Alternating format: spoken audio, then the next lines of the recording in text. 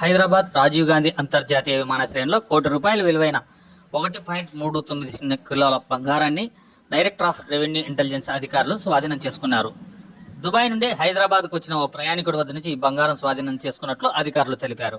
ఈ బంగారం ప్రయాణికుడు బూట్లలో మరియు అతని బ్యాగ్ ప్యాకెట్లో బ్యాటరీ ఆకారంలో దాచిపెట్టుకుని తీసుకొచ్చినట్లు అధికారులు గుర్తించారు.